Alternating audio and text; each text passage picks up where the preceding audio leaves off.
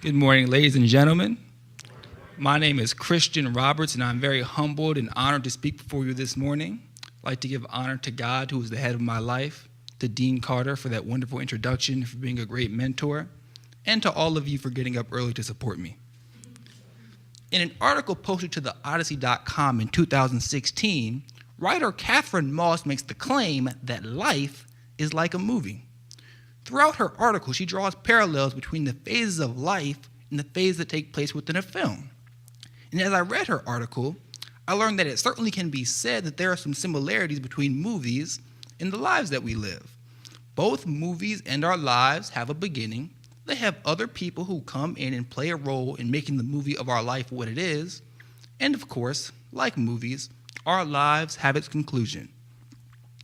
This morning, however, I don't want to focus on the beginning or the conclusion, but on a part of every movie that is central to the plot. What I want to talk about this morning is known as the all is lost moment in a film. Now, the all is lost moment in the movie is when our central character or characters are as far away from his, her, or their desired goal or destination. It's the point in the movie in which things seem at their worst, where the plot has thickened. We don't know how things are going to turn out.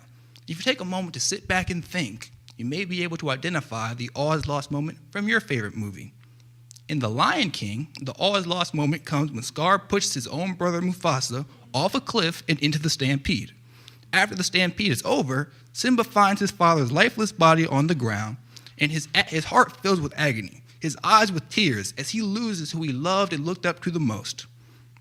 And Remember the Titans, the all is lost moment comes when star linebacker and team captain Gary Bertier gets into a car accident that's so severe that he can never play the game of football again.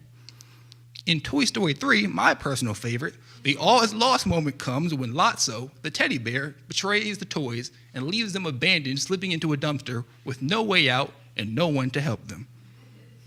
Now, you may not have been able to identify the all is lost moment from your favorite movie, but that's okay. I'm sure we can all identify an all is lost moment from our own lives. Maybe you're like Simba. Maybe you just celebrated your first Christmas or holiday season since someone you loved passed away. Maybe you're wandering through life trying to figure out how you're going to move on after that parent or that grandparent or that mentor or that friend passed away. Maybe you're like Gary. Maybe a health problem has found you unexpectedly. And the doctor told you that even though you feel fine, a medical situation now exists that's going to affect the rest of your life. Maybe you can relate to Gary because just like he lost football, someone or something that meant everything to you is now gone. For you, this all is lost moment is happening as I preach this sermon, as you try to move on after that 1.5 year long relationship ended, after that marriage ended, after the job that you gave your all for told you that your services are no longer needed. Maybe you can relate to Buzz, Woody, and the rest of the toys. Maybe after you were there for people time and time again in your life, they've turned their back on you. They've left you slipping and sliding into your own dumpster. A dumpster of insecurity, the dumpster of loneliness, the dumpster of sitting up at night wondering if you're really worth more than how you were treated. And as I stand before you all this morning, I can recall my all is lost moment. I'm brought back to a Sunday morning on May 24th, 2015, as I sat on my trampoline 2 days after I graduated high school. And I got a phone call, and I picked up the phone, and I was told that my best friend Sinclair, someone who I gotten close to for 2 years, went to church with week after week, someone who I loved and respected, had committed suicide. And I sat there on the line in shock and in horror as I learned what it was like to have your world turned upside down. I can say this morning that if Catherine Moss is right, that if life really is like a movie, we've all had our all is lost moment. And if it hasn't happened yet, it's right around the corner. One person in the Bible whose life is so movie-worthy that it actually has been made into multiple films is, of course, David. Now, David's journey begins in 1 Samuel 16 when he's anointed to be the next king of Israel by Samuel the prophet. His journey hits a high point when he conquers Goliath in chapter 18, in a story you might have heard of, I don't know. However, David, true to form, has a point in his story when he has to endure hard times. It begins in 1 Samuel chapter 20, when he has to flee from Israel out of fear from King Saul. And for 10 chapters, all the way up until chapter 30, we see David struggle. Over those 10 chapters, David is separated from his wife Michal and his best friend Jonathan. Over those 10 chapters, David is running and hiding wherever he can to avoid being captured by Saul. Over those 10 chapters, David learns that Abimelech the priest, someone he loved and admired, was killed in the crossfires of Saul trying to find him. These 10 chapters of David's life show us that even a man as great as David will have a point in life where we face a Goliath that we don't have the stones to conquer. Coincidentally, David in his writings in Psalm 116 addresses this very dilemma. The Bible reads, "The sorrows of death compassed me, and the pains of hell gat hold upon me. I found trouble and sorrow." Now, David begins by describing the sorrow, the pain, and the hopelessness that comes when it feels like our world is crashing down around us. David speaks of the sorrows of death compassing him, meaning that trouble was literally all around him. I'm sure we can all relate to how David's feeling in the text. I mean, to put it simply, David feels trapped by his circumstances. And then David says that he found trouble and sorrow.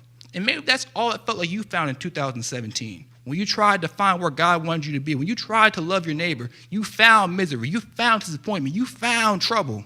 And in the midst of it all, the one thing you couldn't seem to find was God.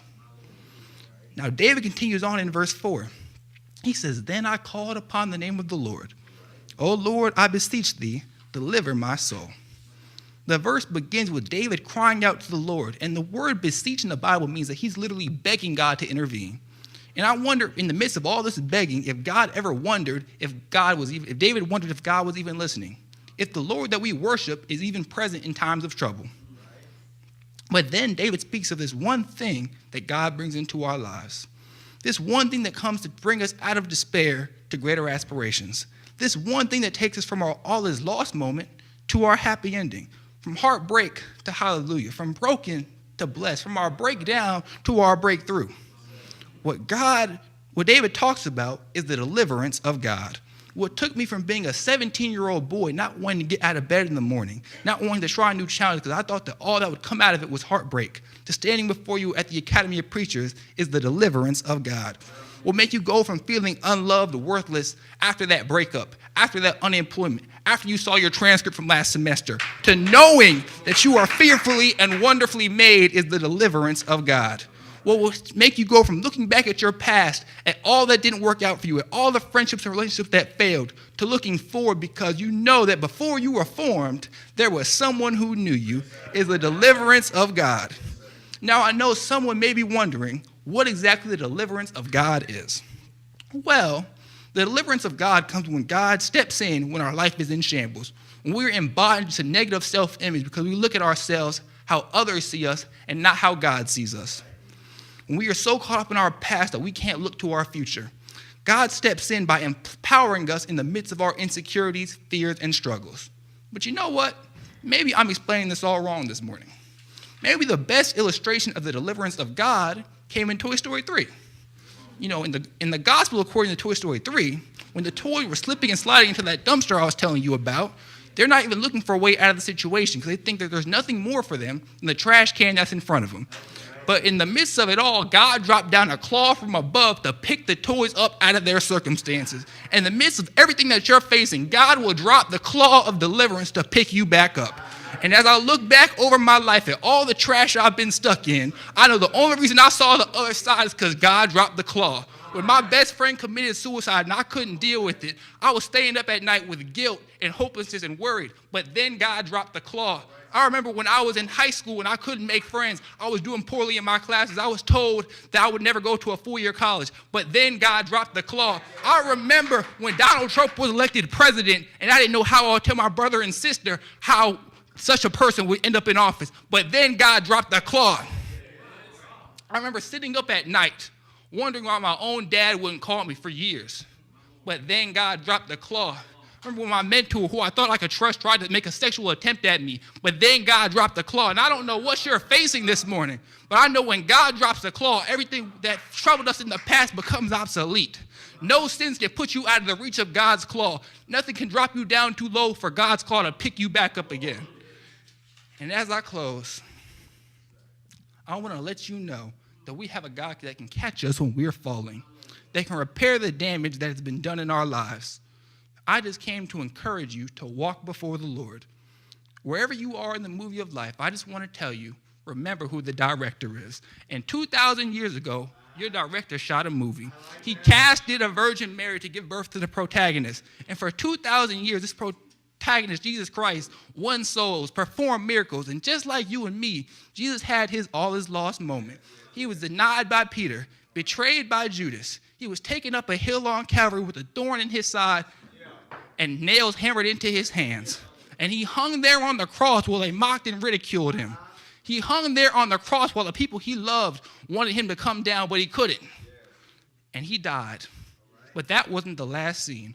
All was not lost, because early one Sunday morning, God dropped down the claw of deliverance to pick Jesus up out of the grave.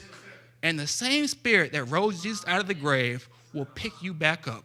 No matter how many chapters you've been struggling through, no matter what cliffs you've been pushed off of, no matter what has encountered you in your life, we have no need to fear, because our God is a deliverer. Thank you.